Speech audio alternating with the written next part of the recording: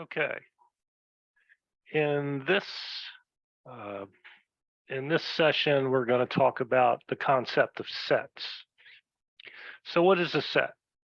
A set is a collection of objects, any objects, and the order in which you list them in the set does not matter. And if you actually repeat an object in the set list, it's only counted once. The objects in a set are often referred to as elements or members of the set. Okay. If your set is small and finite, you can describe the set by simply listing the elements. So typically what we do is a set, we'll use a capital letter to name the set, like in this case, A, and we'll say A is equal to, and then the set is enclosed in curly brackets. So if you enclose it in parentheses, it's not a set. To be a set, it has to be enclosed in these curly brackets. And then you just list the elements. In this case, the elements are the numbers 1, 2, 3, 4. So set A is a set of elements 1, 2, 3, and 4. Okay.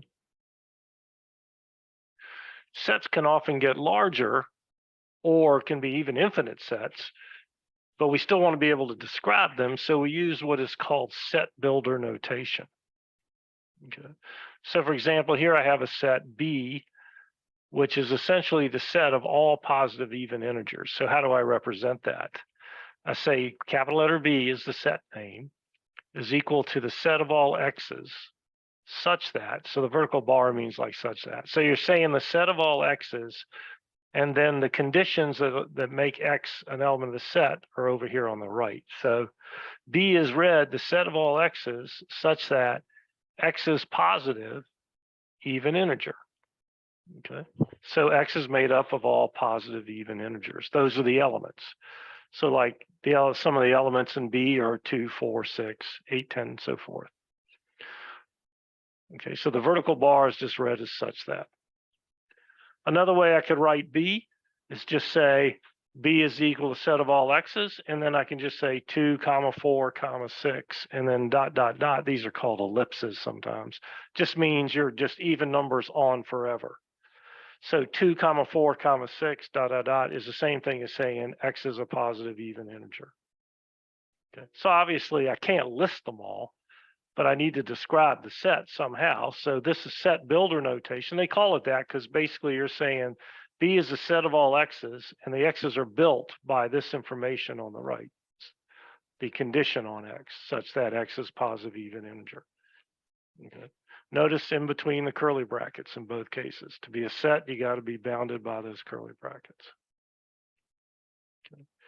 Sets can contain anything, so they can be a mixture of numbers and words and symbols and so forth. So for example, here's a set that contains 4.5, Lady Gaga, the number pi, and 14. Okay. Sets can also have elements that are sets themselves. So here's a set that contains 3, then it contains another set, the set 5, 1. How do I know it's a set? Because it's in the curly brackets. Then 12, and then the set pi, 4.5, 40, 16, and then Henry Cavill. So those are the 5 elements of that set. So the set 5, 1 is an element. 5 by itself is not an element of the overall set, but it's an element of this set inside the set. Okay. In mathematics and generally, some sets are so common that we've given them special names. And here are 3 of the ones we use the most in this course. Z stands for the integers. So example integers like -3, 0, 2. Q for the rational numbers, and then R for the real numbers. So remember, rational numbers are any numbers that can be written as a fraction. So every integer is rational, right? 2 is rational because you could write it as 2 over 1, or 4 over 2, or 8 over 4. Okay. Why do they use the letter Z for integer? It's based on the German word for integer, which starts with a Z. We can't use R for rationals because we're using R for real, so they use Q for rational. Q meaning quotient, because every rational number can be written as a quotient. Notice 0 is rational and an integer, right? Because 0 can be 0 over any number, and that's still 0. 0 over 5 is 0. 0 over 10 is 0. So you can write 0 as a fraction. Because remember, a rational number is just any number that can be written as a fraction where the numerator and denominator are integers. Real numbers are all your rationals plus your irrationals. So an irrational number is like pi, √2, and so forth. And all irrational number is a number that's not rational. Okay. To denote the negative sets of z, q, and r, we use superscript. So for example, z to the negative power like that, z negative or superscript negative denotes the set of integers -1, -2, -3 on down to minus infinity. Okay. To denote positive numbers, they use a superscript plus. So q plus just denotes all positive rational numbers. Okay. So here's some examples: 1/2, 3/4, 45 over 51 are all positive rational numbers. To denote non-negative numbers that belong to one of the three sets, we use superscript non-neg. So for example, z non-neg means all the integers that are non-negative. So non-negative means 1, 2 on up. 0 is not negative. Actually, non-neg could also include 0, I guess. So it should be 0, 1, 2, 3, 4, 5, because non-neg means not ones with negatives. 0 doesn't have a negative.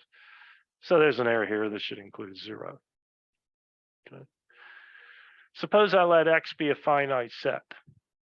Then we let absolute x, as you might read it, is the number of elements in x. We call this, in set theory, we call this absolute x the cardinality of x.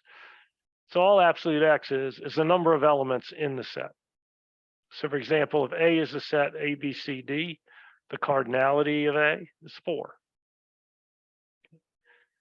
If B is a set 3, and then the set A, B, and then the set C, D, and 9, the cardinality is 5. Okay. Cardinality of B is 5. If X is a set, X, then X is said to be an element of X. So if X is a set and cap X is a set, then X is said to be an element of cap X. If that's the case, this is the notation. So all this means is little x is an element of cap X. So that epsilon means is an element. So if X is in the set cap X, then X is said to be an element X. And we denote it that way. So for example, suppose cap X is 2, 4, 6, 8, 10. Then 4 is an element of cap X. Right there. So that's the notation for it. Note 9, the number 9 is not in that set, the set cap X. So 9 is not an element, okay, of cap X. And we just denote that with the same symbol, but you put a line through it. So 9 is not an element of X. It's like a no right turn sign, right? The right turn sign has the arrow and you put a line through it. This is the element symbol, the line through it means 9 is not an element of X, right? X only has 2, 4, 6, 8, 10. So 9 is not an element of X. The set with no elements is itself a set. We call it the empty set. They use the Greek letter phi here to denote the empty set, but you could also use essentially the left curly bracket, right curly bracket with nothing in it. Phi is the empty set. It's a set with nothing in it. Okay. Two sets, X and Y, are equal, and we write X equal Y if X and Y have no elements or have the same elements. Put another way, X equals Y if the following two conditions hold. For every X, if X is an X, if X is an element of X, then X is an element of Y. And the other way around, for every X, if X is an element of Y, then X is an element of X. That's a way of saying that everything that's in X is in Y, and everything in Y is in X. Okay. For a set X to not be equal to a set Y, written X is not equal to Y, X and Y must not have the same elements. There must be at least one element in X that's not in Y, or at least one element of Y that's not in X. Yeah, we could look at an example of this.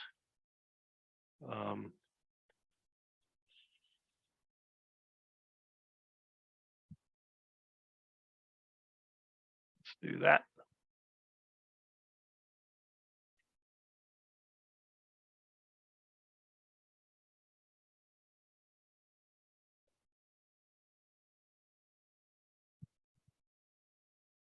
Maybe I got to stop this.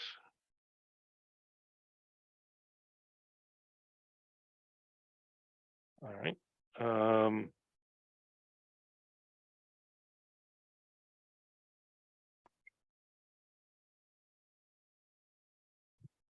Example I'm trying to get at is here. Suppose A is the set 1, 2, 3, and B is the set, say, 6/6, 2, 3. These are the same sets because 6/6 is really 1. So this is really this. So everything that's in A, 1, 2, 3 is in B, 1, 2, 3. And everything that's in B, 1, 2, 3 is in A, is 1, 2, 3. So they're the same set. Okay. Suppose now A is the set 1, 2. And B is the set of all x's such that the equation x cubed minus 2x squared minus x plus 2 equals 0. So in other words, B is a set of all x's that make this equation true. So remember, the way you figure that out is you got to factor. So if I take this equation,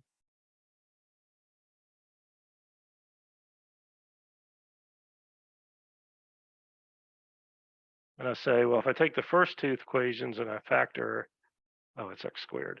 If I take the first two terms and factor an x squared out, I have x squared times x minus 2. And if I go over here and I factor a -1 out, I get x minus 2 there. So in other words, I factored x squared out of the first two. What was left was x minus 2. Here I factored a negative out of the first two, but what was left is x minus 2, still equal to 0.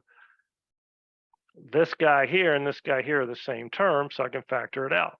So I'd have x minus 2 times x squared minus 1 equals 0. And remember, x squared minus 1 is the difference of two squares, 1.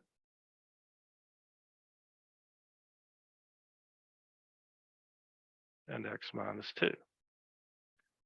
So from this, I know that the numbers -1, 1, and 2 all make this equation 0.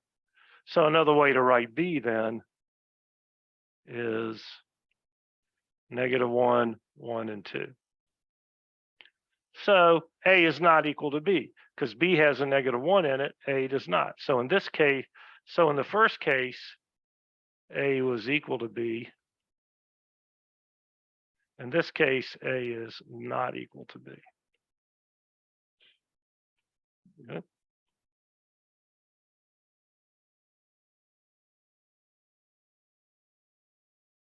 All right.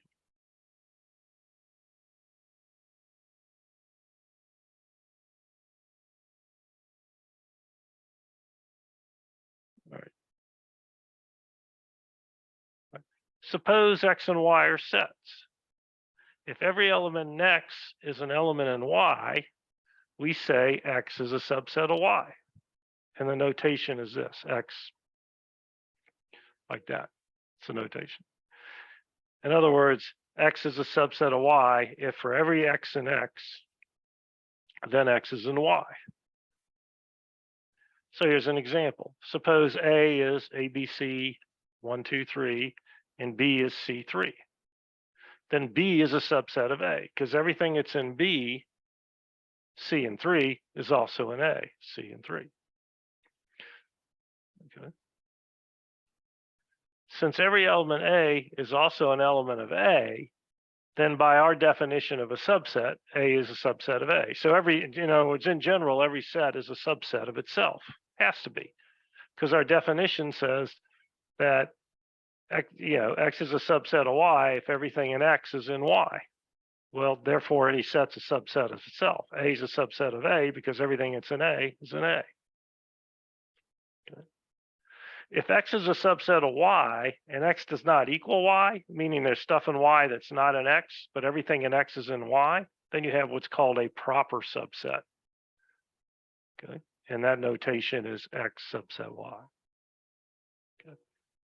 From the above example, meaning this one up here, B is a subset. As we showed, B is clearly a subset of A, but it's also a proper subset because there's stuff in A that's not in B, right? So B is an example of a subset and a proper subset. Okay. The set of integers Z, so it's hard for me to do boldface sometimes when I write by hand, so I use this kind of notation. The set of integers Z is a subset of the rational numbers Q. Z is a subset of Q. And that's clearly the case. Because remember, Z is any integer, but in a rational is any number that can be written as a fraction. Okay. So, for example, the integer 3 is also a rational because I can write 3 as 6/2. Okay. So every integer is a rational, but not every rational is an integer, right? The number 1/3, 1/3 is rational, but not an integer. So Z is a subset of the integers are a subset of the rationals, and in fact, they're a proper subset of the rationals because there's stuff in the rationals that is not in Z. The set of rationals Q is a subset of the real numbers because the real numbers are defined as the union or combination of every rational number and every irrational number. So again, Q is a subset of R, and in fact, it's a proper subset. The empty set is a subset of any set. Okay. In other words, given any set X, one of the subsets of X is the empty set, just as one of the subsets of X is X itself. Okay. Right. Suppose we have a set X that has two elements, A and B. The set PX, P parenthesis, capital P parenthesis X, the set of, whatever I call the set, is the set of all possible subsets of AB. So two possible subsets of AB from just what I said a second ago are the empty set and AB itself. The other two possible subsets is a set with just an A in it, set with just a B in it. Okay. So that's the set of all possible subsets for the set X, which is made up of two elements AB. The set PX is called the power set of X. So by definition, the power set of any set is simply the set that contains all the subsets of the original set. So the power set of X is a set by itself. It's written, notice it's written between curly brackets and it has elements because it's a set. And it's a set of all subsets of the original set. We call that the power set, which is why we use the letter P for power. The cardinality of X is 2, right? The cardinality of the original set AB is 2. The cardinality of the power set is 4. There's 4 elements in the power set, 2 in the original. Suppose now we have a set Y, which is ABC. The power set of Y is going to be, again, in singletons, because it's a set. It's going to be the empty set. It's going to be the set ABC, the set itself. We know those two. Now here are all of the subsets. So the set A is a subset of the set ABC. The set B is a subset of the set ABC. The set C is a subset of ABC, right? Everything in the set C is in the set Y. Then the set AB is a subset of Y, right? AC is a subset, and so is BC. Okay. So is a subset of, or all the subsets of Y. The set PY, again, is called the power set of Y. The cardinality of Y, in this case, is 3. It has 3 elements. The cardinality of PY, if you count them, you get 1, 2, 3, 4, 5, 6, 7, 8, is 8. In general, if you have a set X where the cardinality of X is n, the cardinality of its power set, the set of all possible subsets of X, is 2 to the n, which matches our example, right? X, the first one, X was 2. The cardinality of X was 2. 2 squared. So in other words, the cardinality of X is 2. So cardinality of power of X is 2 to the 2, which is 4, which is how many we had here. In this example with Y, the cardinality of Y was 3. The cardinality's power set of Y was 8. Well, 8 is 2 to the 3. Okay. So that's true in general. So a set that has 4 elements is going to have 2 to the 4 or 16 sets in its power set. Okay. Next thing we're going to define is something called the union of 2 sets.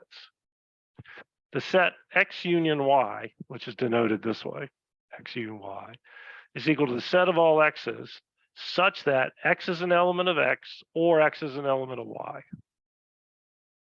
Okay, it's called the union. We'll often say X is an element of X or X is an element of Y, or it's in both. It's called the union of X and Y. So the elements of X union Y belong to either X or Y, or it could be in both of them. This notation, this is the intersection. The set X, this upside down UY, is called the intersection of X and Y. It's a set of all X's, such that X is an element of X, and at the same time, X is an element of Y. So realize the union and the intersection are themselves still sets. That's why they're written in this set builder notation with the curly brackets. The elements of X and Y belong to both X and Y at the same time. Okay. What's called the set difference or set complement or relative complement is this. X minus Y is the set of all X's such that X is in X, but it's not in Y. It's called the set difference. I just think of it as everything that's in X that's not in Y. That's what we call the set difference or relative complement. So here's an example. You have a set A, 1, 2, 3, 4, 5, 6, 7, 8. You have a set B, 2, 4, 6, 8, 10, 12, 14. Okay. A union B is everything in A and everything in B. And anything that's in both, you just only have to write it once. So what I did is I wrote A, 1, 2, 3, 4, 5, 6, 7, 8. 2's in B, so I've already represented it in the union. 4's in B, it's already represented. 8's in B, already represented. And then the only thing I got left to put in there is the 10, 12, 14, 10, 12, 14. So this is the union. Okay. So it's everything in A, everything in B, or anything in both. Again, if I wrote 2 twice, it wouldn't matter because it only needs to be in there once to be in the set. A intersect B, everything that's in A and B. So notice 1 is in A, but not in B. 2 is in A, and 2 is in B. So there it is in A intersect B. 3 is in A, but not in B. 4 is in A, 4 is in B. So it got written down in A intersect B. 5 is in A, but not in B. 6 is in A and in B. So it got written down in the intersection. 7's in A, but not in B. 8's in A and is in B. So it gets written in there. Okay. And then everything else in B is not in A, so it's not. So these are the only elements that are in both. That's the intersection. A minus B means everything in A that's not in B. Well, B is even numbers, so all the odds will be in this set. 1, 3, 5, 7. These are the numbers that are in A, but not in B. So all the odd numbers in A are in A, but the even numbers in A, 2, 4, 6, and 8 are in B, so they wouldn't be in here. So again, A minus B means everything in A, not in B. Notice B minus A, what is that? Everything in B, not in A. Well, everything in B that's not in A is this 10, 12, 14. Okay. It is usually not the case that A minus B and B minus A are equal. They're generally not equal as a rule. Okay. So you shouldn't expect them necessarily to be equal. Okay. Which that's what I just said there. Notice in general A minus B not equal to B minus A. Since the rationals are a subset of the reals, if I take the reals and I union them with the rationals, I get the reals. Why? Because everything that's in Q is in R. So if I go R union Q, I just get R. Since the rationals are a subset of R, R intersect Q is just Q, because this is what is intersection? Everything that's in Q and in R. Well, since Q is contained in R, everything in Q will be in R, and there'll be other stuff in R it's not in Q, so the intersection is just R. And then Q minus R is the empty set. Everything in Q that's not in R. There's nothing in Q that's not in R, because Q is a subset of R, so you get empty set. Notice if I go reverse that, R minus Q, that's every real number that's not a rational number. That's what we call the irrational numbers. So everything in R that's not in Q are irrational numbers.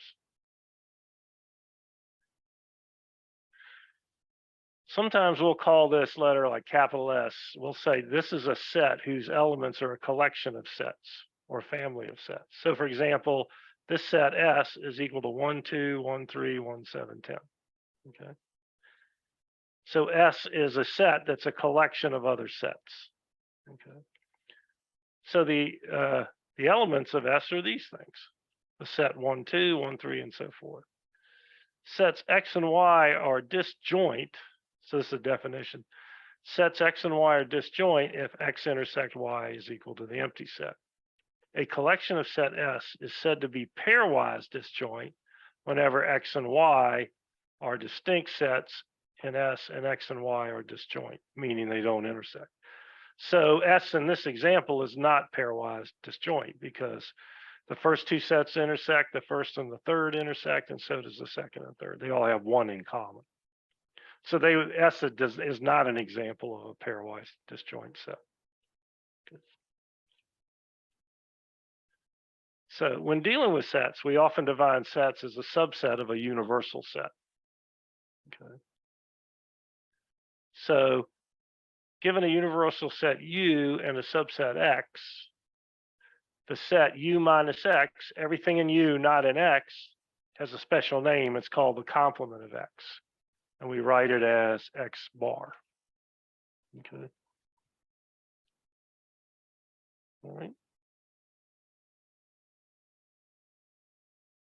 So here's an example. Suppose we let U be the set of all X's, such that X is an element of the integers, and X is between 0, greater than equal 0, less than equal 20. Okay.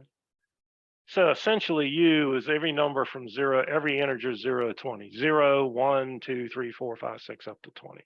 A is just 2, 4, 6, 8, 10. What is A bar? It's everything in U that's not an A. So basically, notice it's 0, 1, 3. There's no 2 in there because 2 is an A. There's no 4 in there because 4 is an A. There's no 6 between 5 and 7 because 6 is an A. There's no 8 between 7 and 9 because 8 is an A.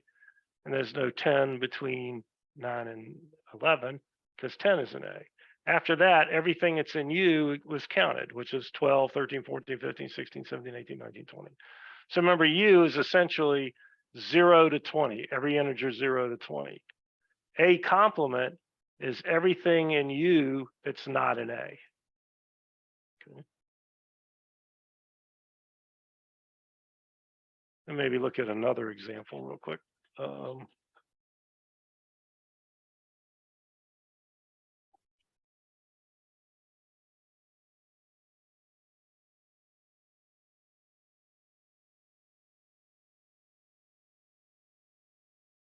Suppose we have the sets.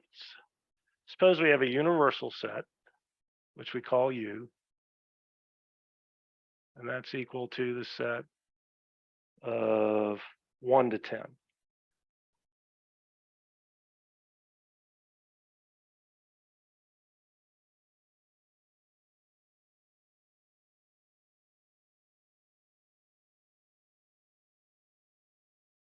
And suppose we have the set A be 1, 4, 7, 10.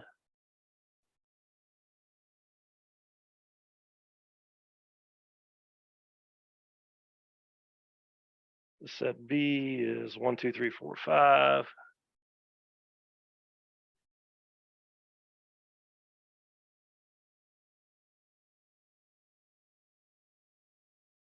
Set C is 2, 4, 6, and 8.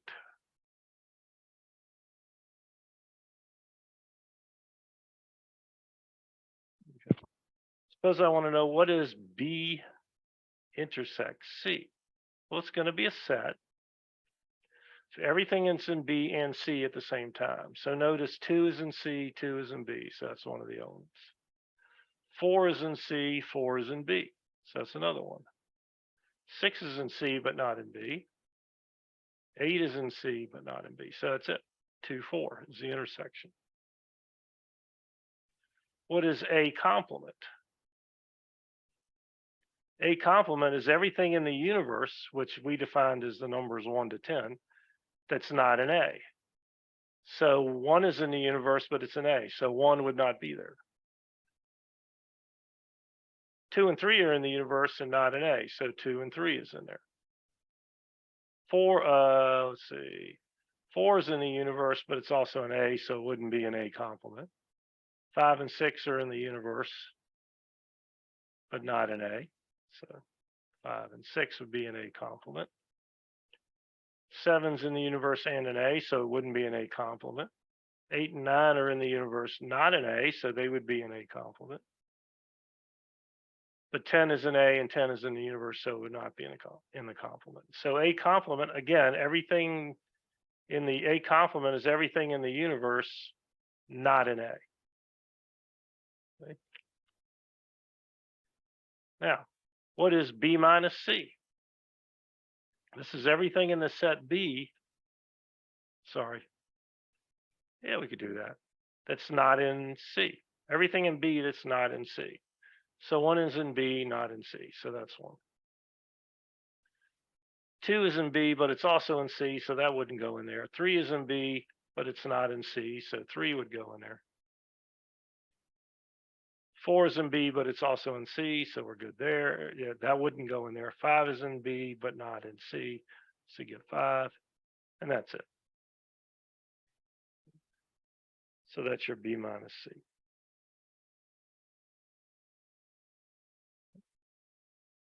Suppose I set the universe to be Z plus.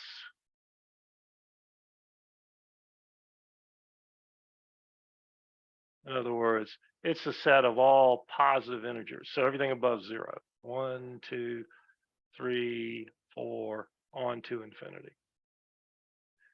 And suppose I make X just equal to the set 1, 2, 3, 4, 5.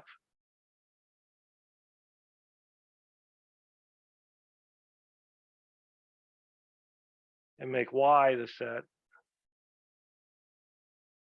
set of all two n's, which is going to mean even numbers, where n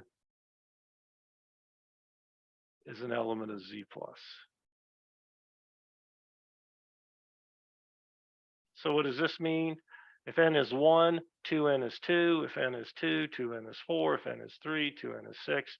This is essentially a set of all positive integer numbers.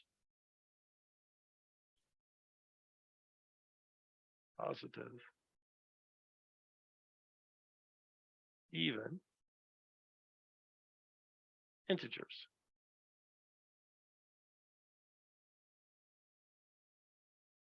Okay. So I could ask myself, what is X intersect Y? Well, I'm intersecting the set X with the set of all positive even integers. So X2 is a positive even integer. That would be in X and in Y. So 2 goes in there.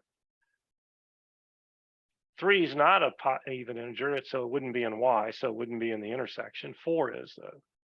So that's my intersection. The two numbers in X that are even integers intersected with all even integers is the two even integers. What is X bar?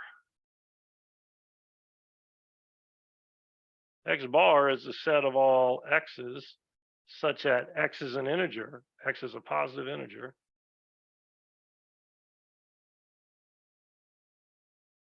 and x is greater or equal to 6.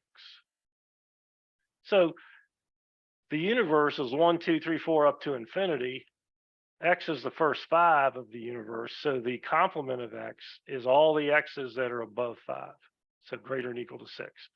And of course, x is a positive integer. So in other words, 6, 7, 8, ... on forever. Okay. Ready?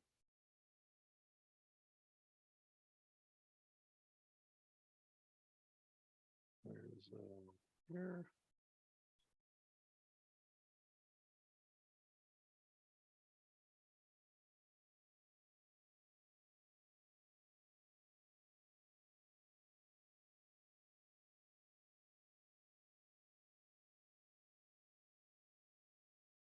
So we talked about those.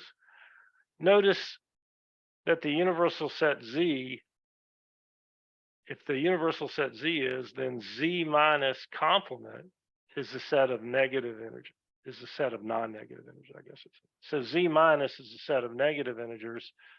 The complement of that would be the set of non-negative integers.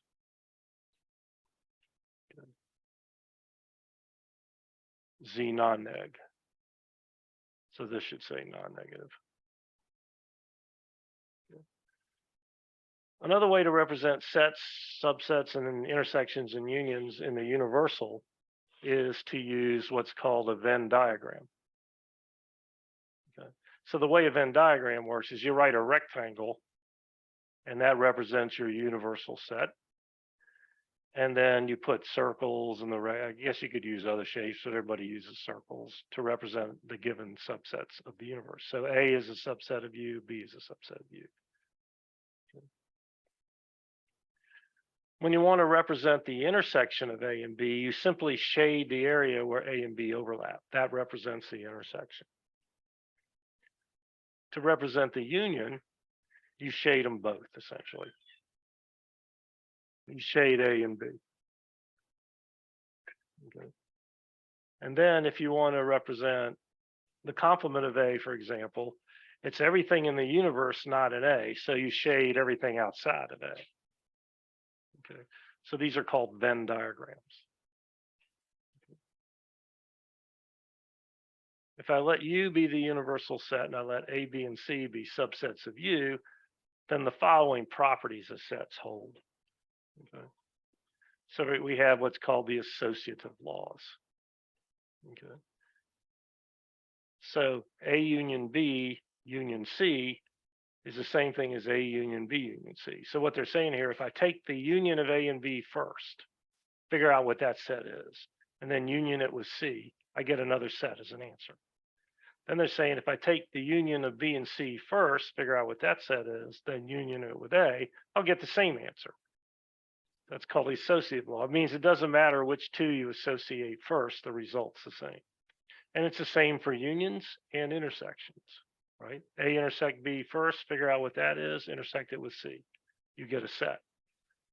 Take B intersect C first, figure out what that is, intersect it with A, you'll get a set. The two sets will be the same. They'll be equal. Commutative laws basically means it doesn't matter which set you write first. All right, A union B will give me an answer. It'll be the same answer if I look at it as B union A. And same thing with intersection.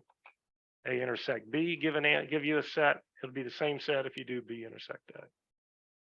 Order doesn't matter. Distributive laws. If I have B intersect U, B union C, I figure out what that set is and intersect it with A. I can get the same result by taking A intersected with B, figure out what that set is. Take A intersected with C, figure out what that set is, and union the two. So this is very much like the algebra, like X parenthesis Y plus Z would be XZ plus, X parenthesis y plus z would be xy plus xz. It's the same idea. And it works the same for intersections and unions. The next call is called the identity law. If I take any set and I union it with the empty set, I still get the set back. That's an identity. That's the union identity.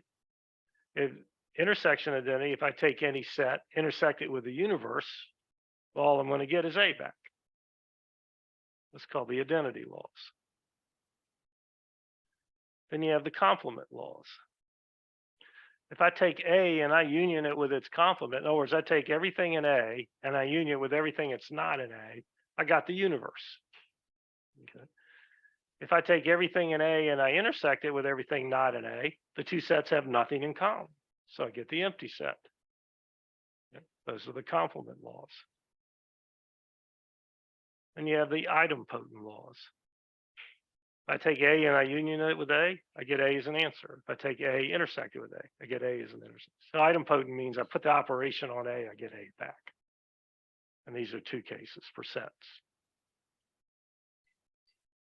The bound laws, if I take A and I union it with the universe, I'm going to get the universe, right? If I union anything with the universe, I get the universe. If I intersect A with the empty set, I'm going to get the empty set. I intersect any set with the empty, because the empty set has no sets to be in common with no elements to be in common with whatever set you intersected with. So the answer is no elements, empty set.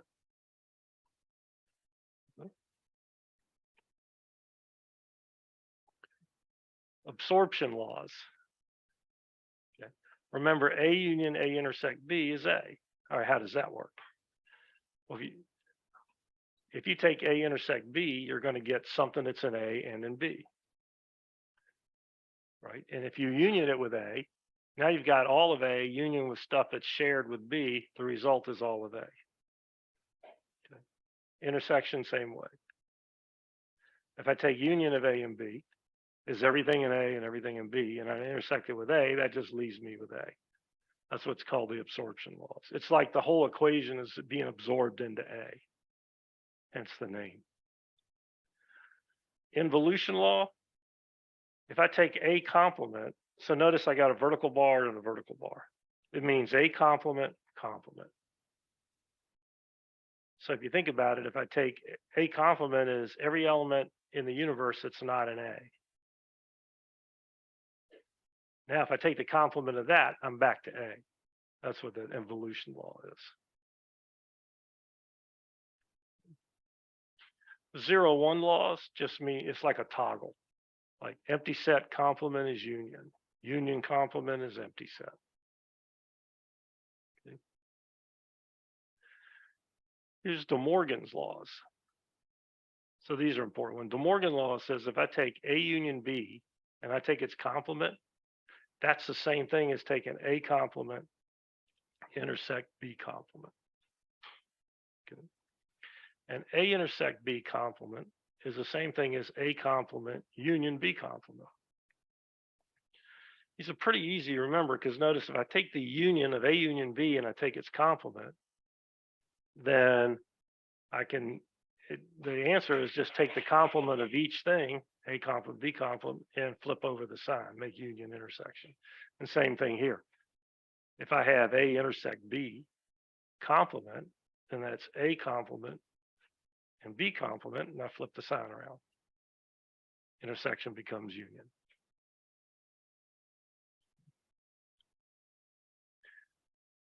We now look at the union of a collection of sets. So remember, S was that collection of sets. It was a set of a bunch of subsets. The union of S is simply the set of all x's, such that x is an element of x for some x in your collection of sets. Okay. And the intersection of S is the set of all x's, such that x is an element of x for all x's in your set S. So here's an example. Suppose S is the set that contains these three sets, A1, AB, 1, 2, ABC, 1, 2, 3. These are three sets, and they're in this set S. The union of S is essentially the union of all three. So if I take the union of A1 and AB1, 2, I get AB1, 2. And if I take the union of AB1, 2 with ABC 1, 2, 3, I get ABC 1, 2, 3. So the union of the three sets is ABC 1, 2, 3. The intersection of the sets are the elements that are common to all three. Well, the only elements that are common to all three are A and 1, because A and 1 is in the first set, and the second set, and the third set. But B is not in the first set, but it is in the second too. But C is not in the first set, and it's not in the second, but it's in the third. So the only things that are in common to all three are A1. So the intersection of S is A1. Okay. Another important set that we'll use a lot, particularly in the next in the section on functions, is called the Cartesian product of two sets. So suppose you just have two sets, X and Y. They got elements, right? What we call the Cartesian product of X and Y is a set. What is it a set of? Ordered pairs, A and B. And what are the conditions on A and B? A has to come from X and B has to come from Y. So it's a set of all ordered pairs AB, where A comes from X and B comes from Y. All right. So here's an example. X is 1, 2, 3. Y is ABC. X cross Y is a set of all ordered pairs where the first coordinate, A, comes out of X, and the second coordinate, B, comes out of Y. So you got 1A is an ordered pair, 1B is an ordered pair, 1C is an ordered pair. Then 2A is an ordered pair, 2B is an ordered pair, 2C is an ordered pair. And then 3A, 3B, 3C, X cross Y. If I do Y cross X, the rules are the same, but now the first coordinates come out of Y instead of X. So I get A1 because Y comes first. So A1, A2, A3, B1, B2, B3, C1, C2, C3, and so forth. You can also do X cross X. X cross X is just the coordinates all come out of X. They're going to have a 1, 1, a 1, 2, a 1, 3, then a 2, 1, 2, 2, 2, 3, and 3, 1, 3, 2, 3, 3. Okay. Just some other Cartesian product examples would be from your earlier math classes and all.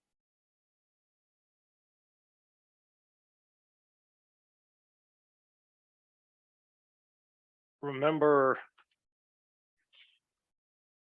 the set R is all real numbers, right?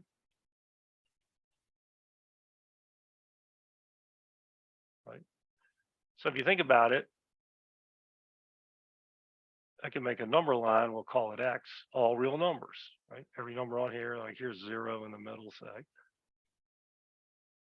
And you got, 1, 2, 3, 4, and so forth. If I create the Cartesian product of R cross R, I get a set of ordered pairs such that A comes out of the real numbers and B comes out of the real numbers. This Cartesian product is what you learned all through algebra and stuff is the plane. It's the XY axis, right? XY axis is simply the Cartesian product of R and R, because every point in the XY axis is some coordinate pair AB, right? The first coordinate comes off of X, which is all real numbers. The second coordinate comes off of Y, which is all real numbers. So the plane that you used is a Cartesian product R cross R. It's an infinite number of ordered pairs. You can't write them all, but that's essentially what it is. And if you have some function, some graph of some function, all the points on that product are XY coordinates, and that's a subset of R cross R. Every point on this function's graph is an XY coordinate in the plane. So the entire graph is a subset of the plane, subset of R cross R. Okay, so that's our introduction to sets. And we'll call it here.